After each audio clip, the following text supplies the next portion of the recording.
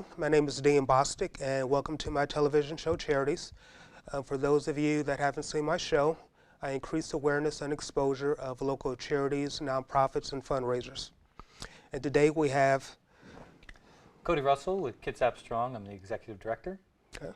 Thanks for having me. Christina Barone, I'm with Port Gamble-Sklallam Tribe, Director of Court Services. Okay, nice. So we're going to hear a bit about what they do. Okay, and Cody?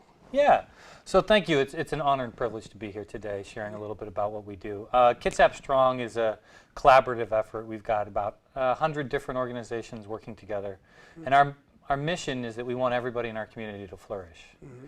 So what we mean when we say that is we want people to be able to reach their full potential in our community, and that's really our central focus, and everything that we do is focusing on that. And we have different networks, groups of organizations that are kind of peeling that apart in different ways. So looking at what are the things that are getting in the way of people being able to reach their full potential, and what are the pathways to people being able to reach their full potential in our community, and supporting people on their journey to flourishing.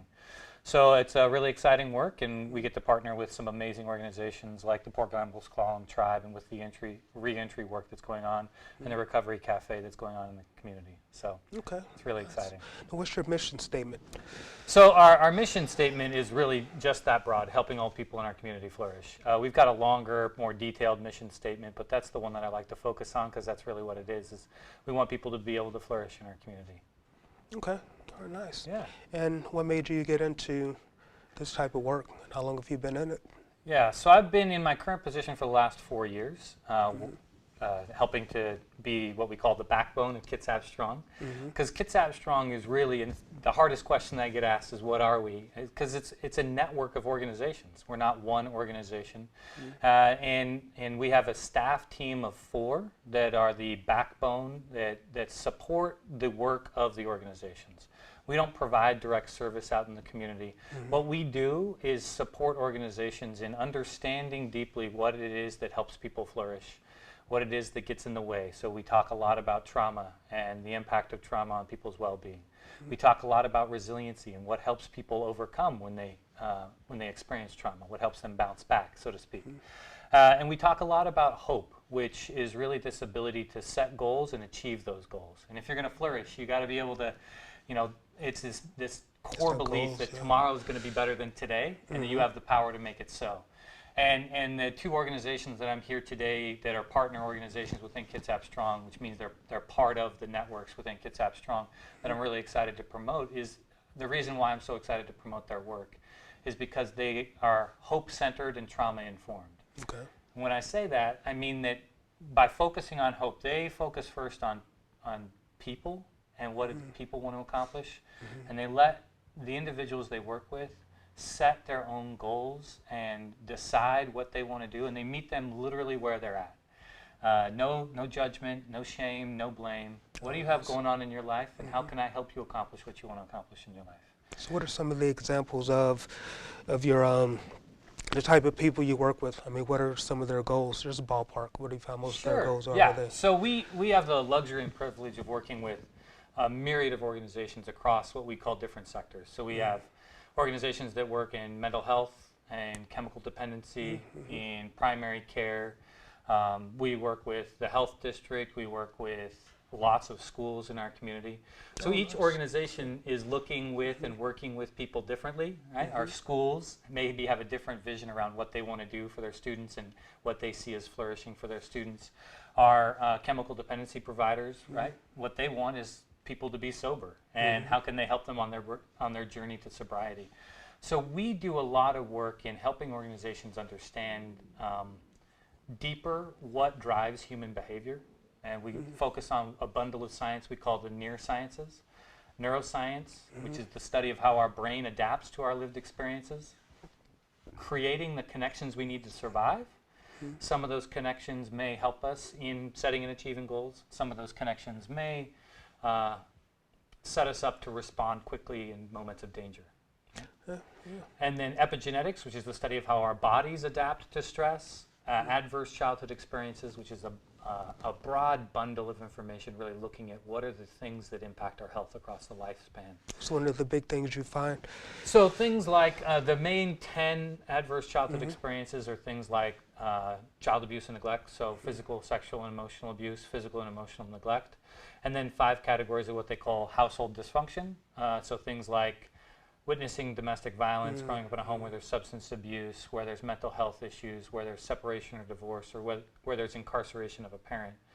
But we know that there's many other sources of stress impacting lives of families in our community today. Things like bullying, things like racism, things like housing instability. And those can all actually impact our brains and our bodies in a fundamental way. Okay.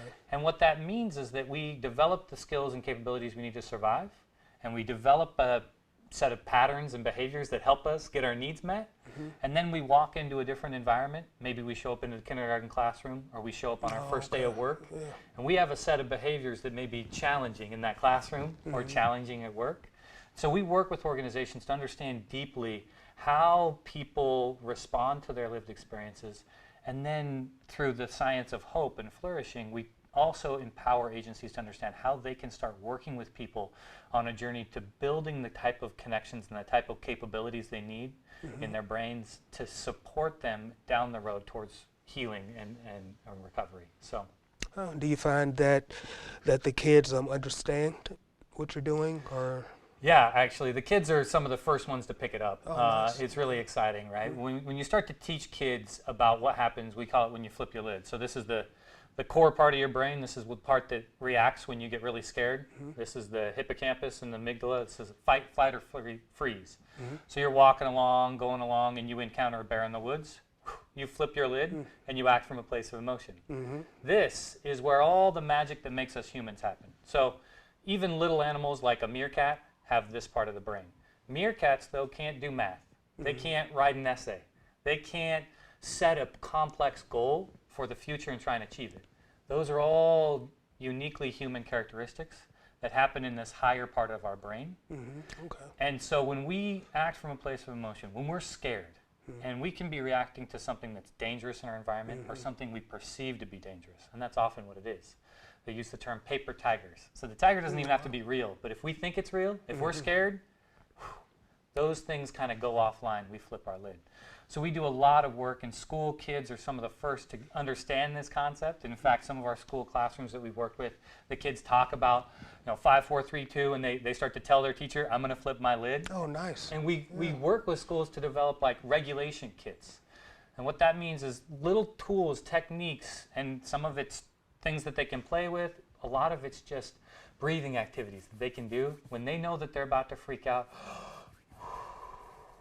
Deep breath. That deep breath helps your brain reconnect and can help you calm down. And so we work with all of the organizations within our network to understand this science and then to try and put it into action.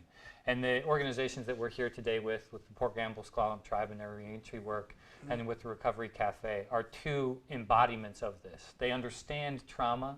Many of them have walked it, lived it, and they approach individuals from that acceptance point of view, that human dignity first sort of perspective, this acknowledgement that you are more than just the things that have happened to you, and that we also accept you for who you are right now. Is that with the adults? Yeah, with adults. Yeah, both of these organizations are working with adults. Yeah, the Reentry Council is working with adults who've been incarcerated as they re-enter into our community. And by using this kind of hope-centered and trauma-informed perspective, they're able to achieve amazing results. And it's basically challenging the traditional way that we respond to these behaviors, which is shame, blame, punishment, right? We try and punish behaviors out of individuals when it turns out those behaviors could be based on survival. So we need to give them new experiences so that they can feel safe, and so that we can coach and model and walk alongside them as they build new skills to navigate the world. And that's what I think the recovery coaches do an incredible job of walking alongside individuals who are in the process of recovery from addiction.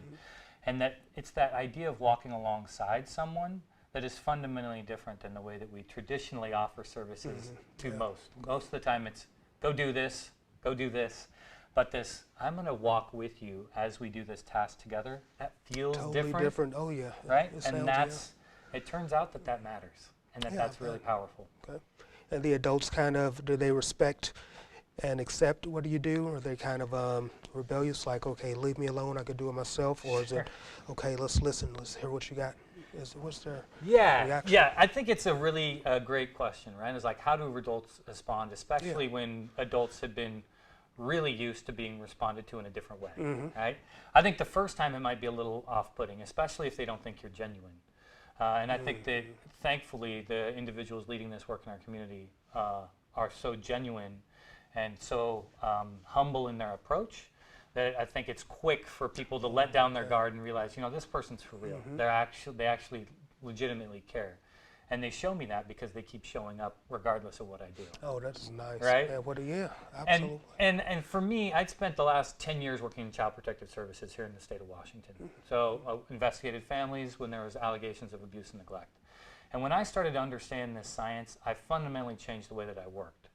And my clients had better outcomes because of the changes I made, not the changes that they made. An example of that was in our work, oftentimes we would give parents a referral for services. It has a phone number that they have to call. We give that to them, and then maybe they don't make a phone call. Then we meet with them again, we give them the same piece of paper with the same phone number, and we're wondering, why didn't they make the phone call? Well, what we understand now from the neuroscience is when you're under lots of stress, so imagine that I'm investigating you for child abuse and neglect. I could imagine that you're under stress right now, you're scared. The capacity to just get started is one of the things that goes offline. It's called initiating, right? Being able to focus your attention, getting the task started, dialing the phone number. So what I started to do is I'd just dial the phone number for the family and then I'd walk out of the room, leave them in a private room to have the conversation. Just that is the type of walking with someone helps them on their journey. You're not doing the work for them, but you're helping model and show, and you're recognizing that neurologically the ability to just get started may not be there because they're under so much stress, and you just walk alongside them and help them. So you find they respond to that a lot better. Just Amazing. kind of make a couple of, or call on their own, Yeah. kind of after you say, okay, here's the number, and you walk out, and they can just think about it like, okay, well, maybe he's right. You know, then they'll come back and you'll leave the number again. Like, okay, let's try this.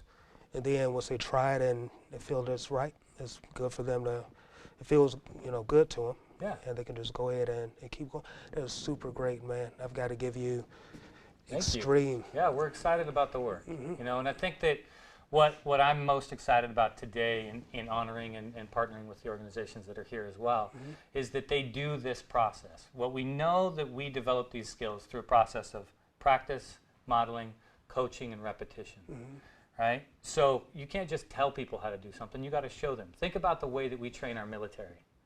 We don't just show them a PowerPoint of shooting a gun and then give them a gun, right? We take them out there and they have an experience walking alongside somebody who has all the same equipment on. They're showing you how to do it, so they're modeling it. You're practicing it. You've got all the equipment on too.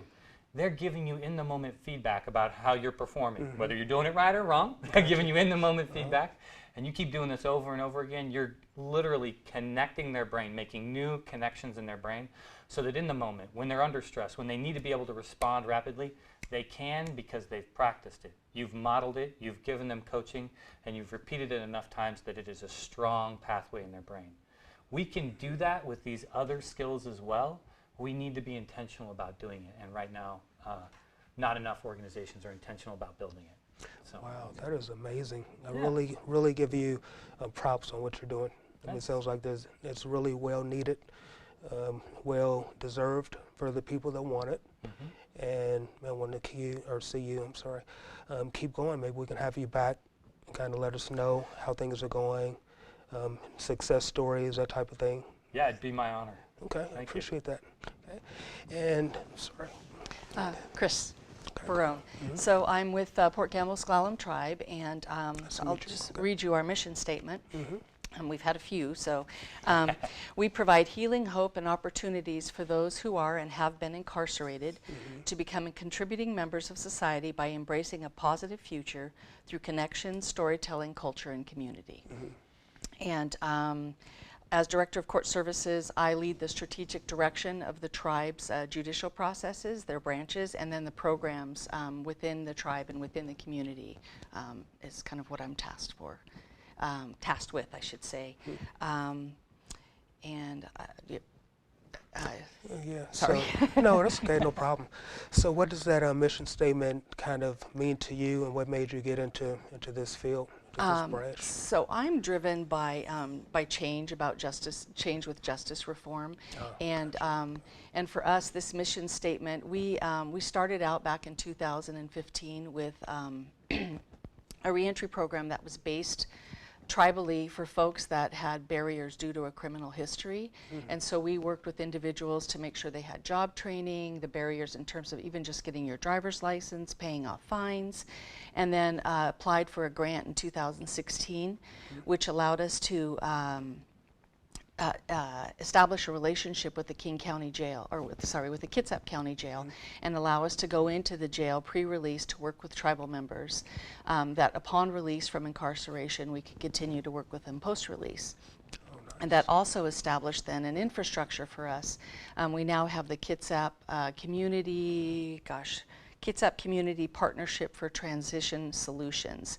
There are about 13, 14 of those partnerships within the state of Washington in various counties.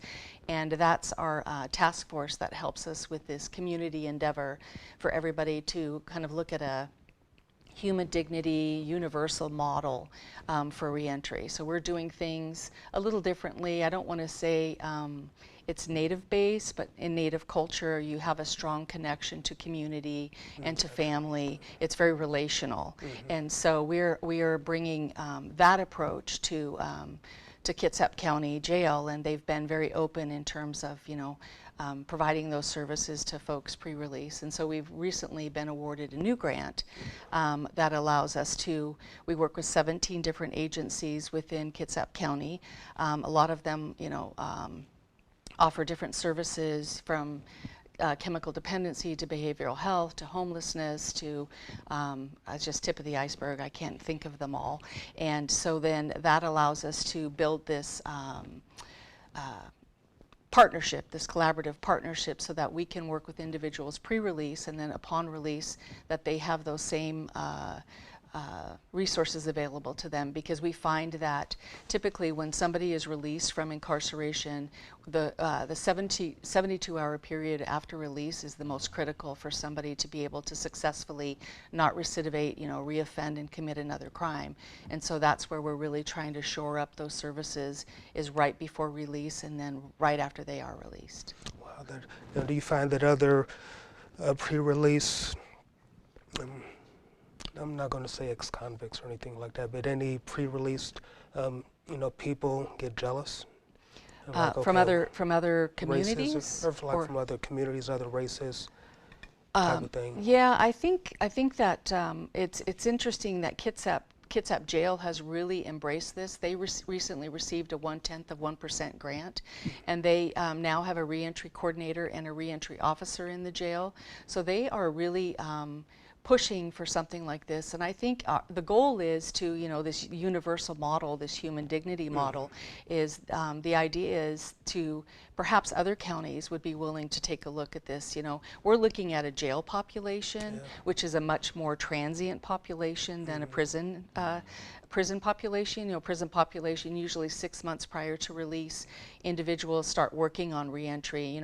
Our typical stay for somebody that's in Kitsap County Jail is anywhere from 17 to 28 days. So we have a very short window to turn around and provide services and to hopefully, get somebody on the right track once they're released. And so I think, there have been discussions from other communities. They're interested in doing something like this. Yeah, definitely. So the Department of Corrections is even on board, and their goal is, at some point, to maybe also adopt this universal model of connection and communication and trauma-informed aspects. That's Because it works. It does Yeah, work. exactly. It That certainly sounds works. great, yeah. So with our initial pilot, our initial grant, we had a reduction in recidivism of 82%. Whoa. So it was, and that was something that really, really pushed this second grant for us to be able to try this within the county. So we're hopeful that. Yeah, that sounds good. Maybe you can come back with Cody Yeah. and we can talk about all your success stories, because you guys are doing some great stuff to help people, help them move along, help them get back into, society. And it would be great to have you guys come back and kind of, keep us updated or keep us posted on how things are working. Absolutely. And I would love Fantastic. to have That you would back. be great.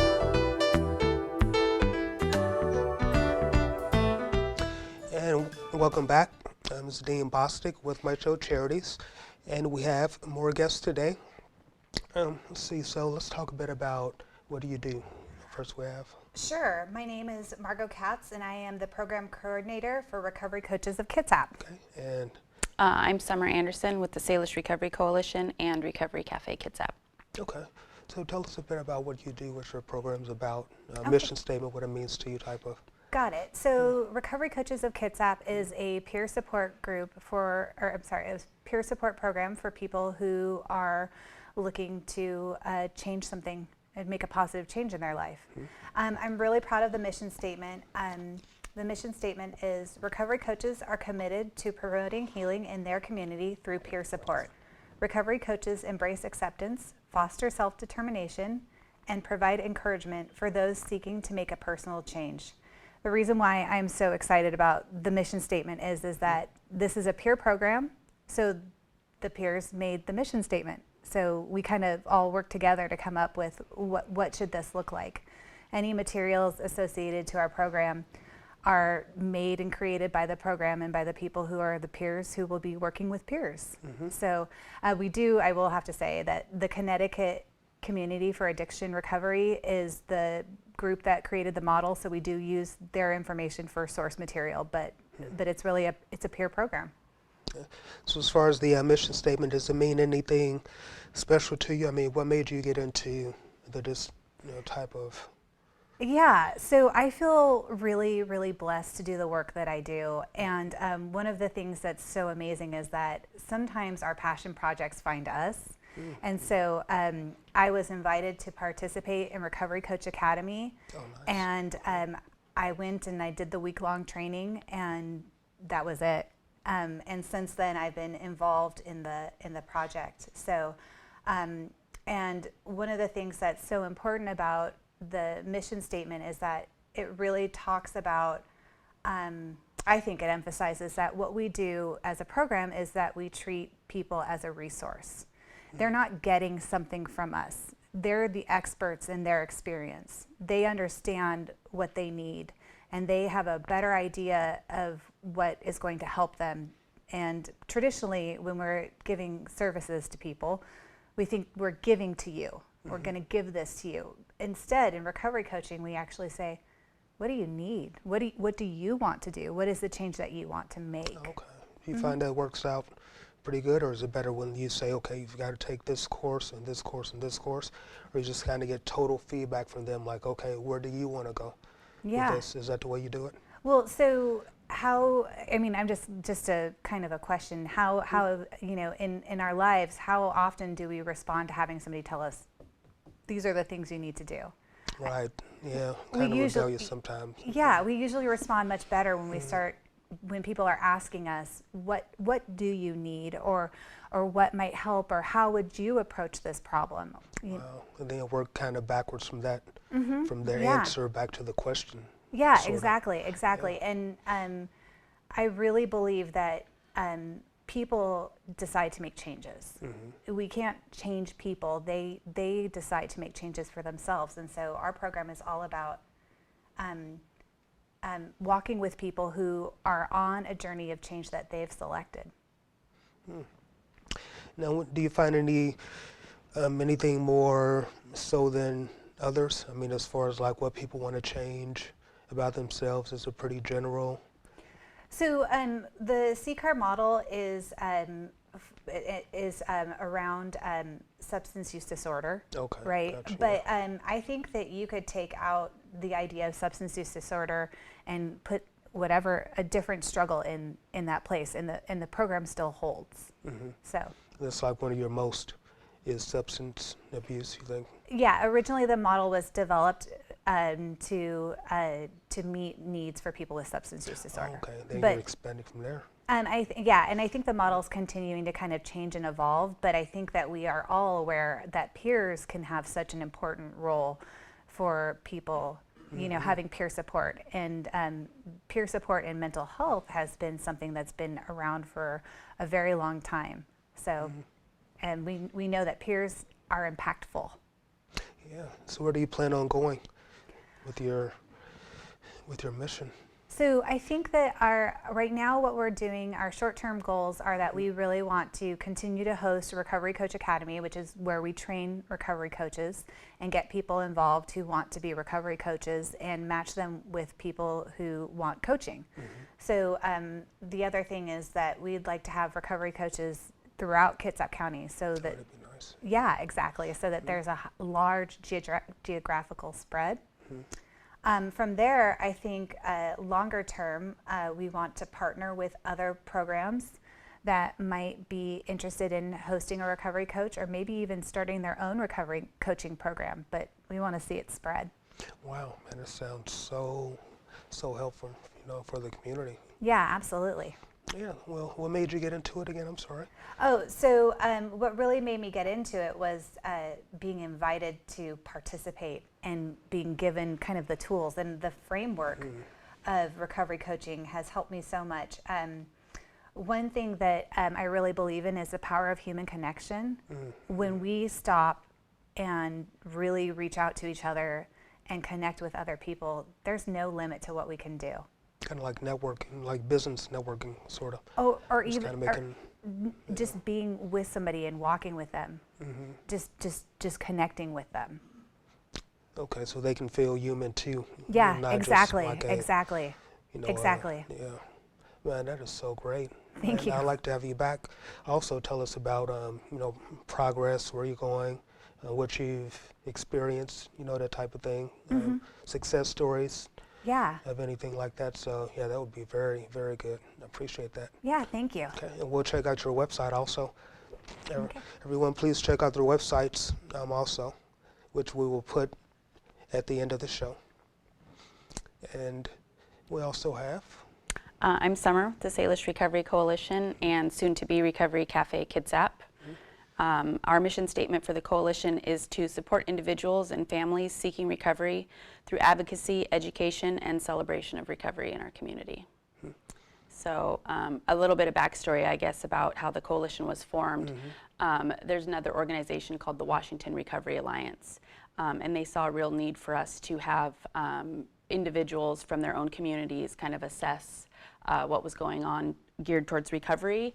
And so we're one of several coalitions across the state. They're meeting in other areas. And so we just get together. We're people in recovery. We're service providers.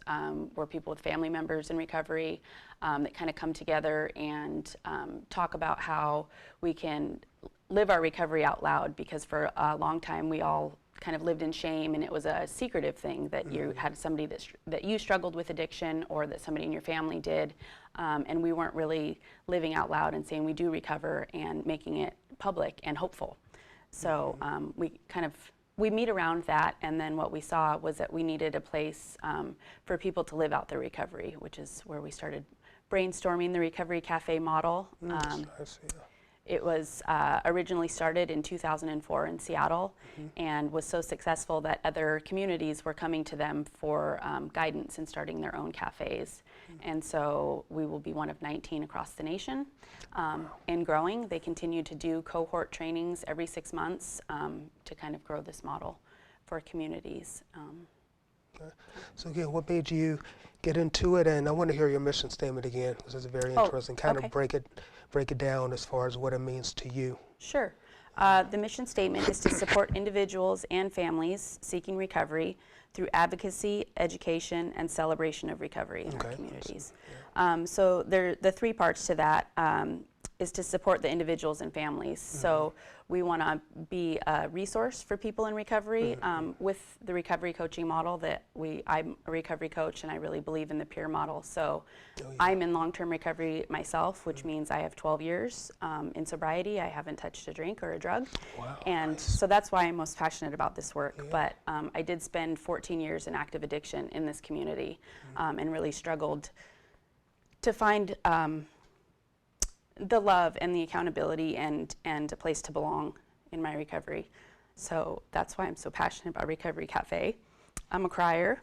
But anyways, and the advocacy piece is that we didn't really have a voice for recovery. Again, we were living in the shadows. Traditionally, we would meet in basements of churches and be very secretive and anonymous. And it's not really helping our cause to be that way. So, and then education, ending stigma and educating people about that we do recover and finding pathways to recover and things of that nature is where our mission statement comes from. So what type of pathways do you feel work best? Is there one particular or just a general, get on the right so path? our tagline for the coalition is supporting all roads to recovery, because I think even within our own recovery communities, we all think that our way is the best way. And so there's so many, no two people find recovery the same way or find sobriety the same way. Some people will tell you that going to jail or prison saved their life. Some people will tell you 12 steps saved their life. Some people will say they found Jesus and that saved their life. And so being able to honor all of those because it's an individual's choice. Wow, and that's what I like about the cafe model and recovery coaching in general is that we're here to support you in what you believe and what you need. I'm not going to shove some program down your throat and tell you that's the only way that you're going to get sober, because that's not true. It may not work. Yeah. Okay, good. So tell us a bit about your meetings. You have meetings on Thursday nights? we meet the fourth Thursday of the month at 5:30 at New Life Training Center in Silverdale, and those meetings are open to anybody. We're currently trying to come up with the celebration part, which is that we're going to come together in the month of September and celebrate. It's National Recovery Month, and I think it's a great opportunity for people to see the hope that we have in recovery and give hope to those that are maybe watching their loved ones struggle with addiction, that there's hope and we do recover. So. Wow, so you find a lot of people accepting as far as what do you do as far as attending your meetings? Are they pretty full, or they're... It's a pretty small group, so we have, on average about 10 people. It is open to everybody. I think people maybe have a misconception that they have to be, working somewhere or something, but they're open to anybody that just is passionate about recovery and wants to join.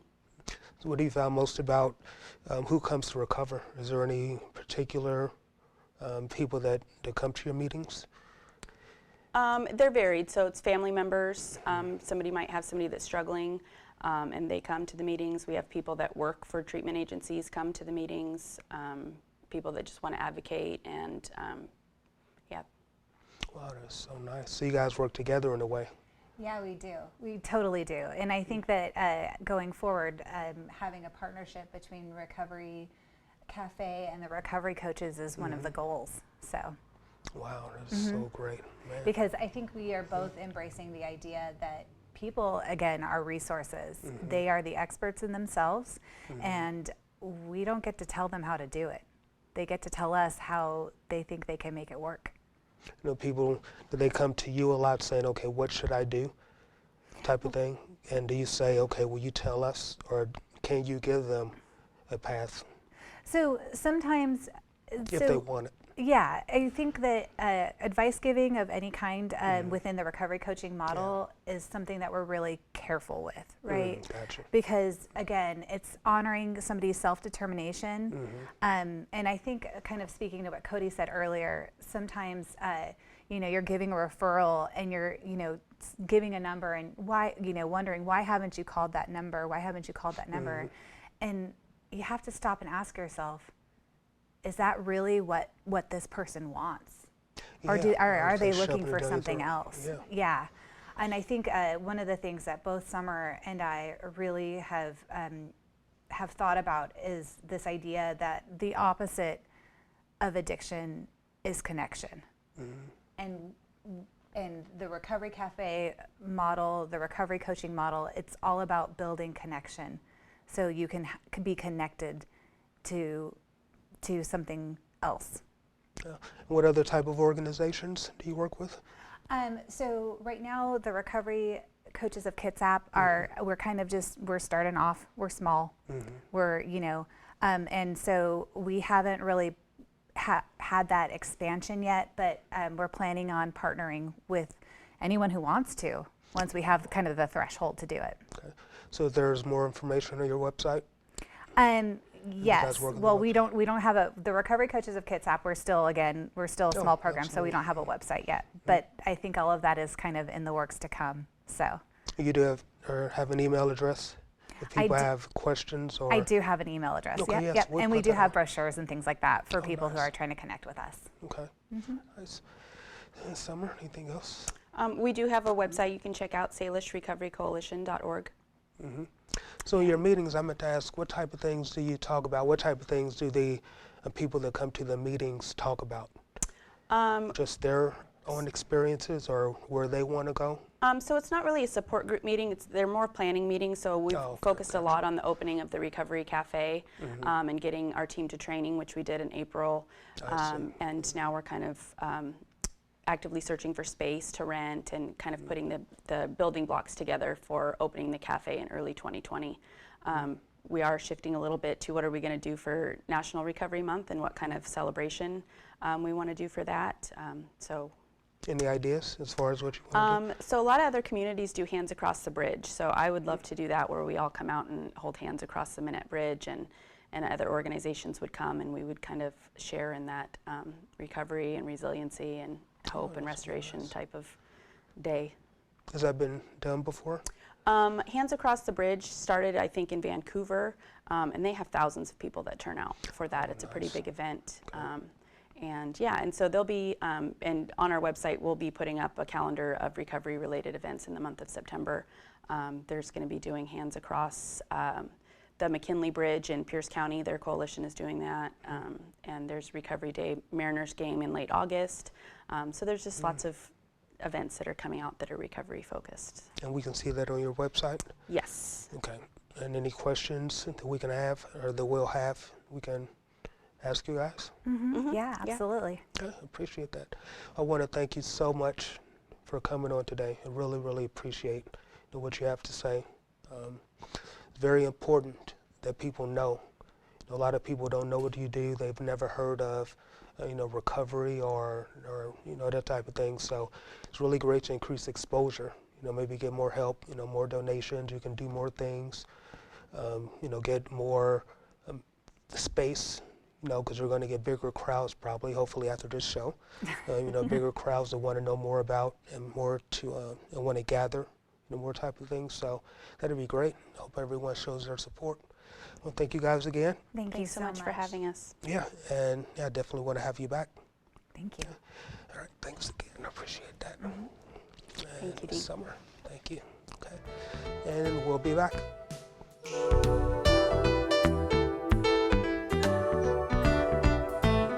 Hey, it's Dean Bostic. I want to welcome everyone back. Thank you for tuning into my show today, in Charities, Fundraisers, and Causes. As always, we had great guests, a bunch of great information, and I want you to check out their websites when you get a chance. If anyone has any ideas of any nonprofits they want to get interviewed or want to increase exposure of, give me a call, shoot me an email, and I'll take that into consideration. Again, I want to thank today's guests, and I'll see you on my next show.